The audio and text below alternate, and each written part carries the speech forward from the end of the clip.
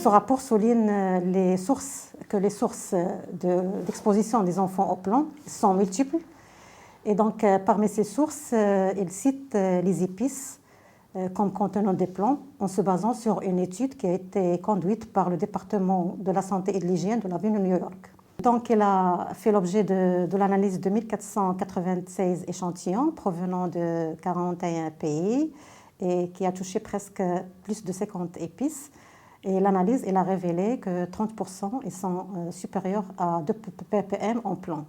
Il convient de noter que cette valeur de ppm elle a été retenue par le département de la santé et de l'hygiène comme une référence compte tenu qu'il n'y a pas de normes internationales en matière de présence de plomb dans les épices. Cette étude a noté que les résultats ont plusieurs limites, notamment l'absence de l'étiquetage qui a introduit l'incertitude dans les données suite à des fausses déclarations de l'origine des épices. Le contrôle des épices au Maroc, il se fait à tous niveaux. Donc à l'importation, le contrôle il se fait en 3 étapes. La première étape, c'est un contrôle documentaire où la pièce maîtresse, c'est le certificat sanitaire qui est un document officiel établi et délivré par l'autorité sanitaire du pays d'origine qui constitue une garantie officielle de la sécurité sanitaire de l'épice. Comme deuxième niveau de contrôle à l'importation, il y a le contrôle d'identité et le contrôle physique.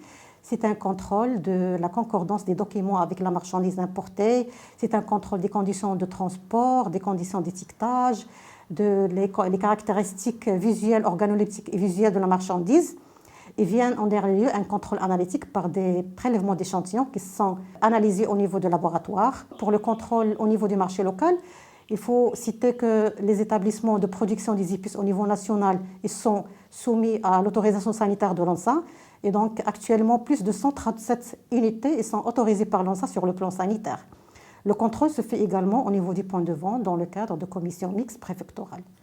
Et donc, à travers toutes ces étapes de contrôle, il y a des analyses qui se font et qui sont établies et réalisées au niveau de laboratoires officiels accrédités pour la recherche de ces contaminants.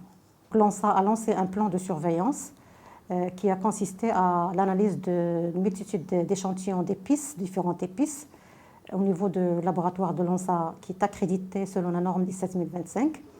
Et les résultats d'analyse, ils ont révélé que tous les échantillons sont conformes. Et plus que ça, la majorité des échantillons ont donc révélé qu'il n'y a aucune trace de plomb dans ces échantillons. En plus de ces analyses, l'ANSA il continue à mettre en œuvre son plan de surveillance du plomb dans les épices.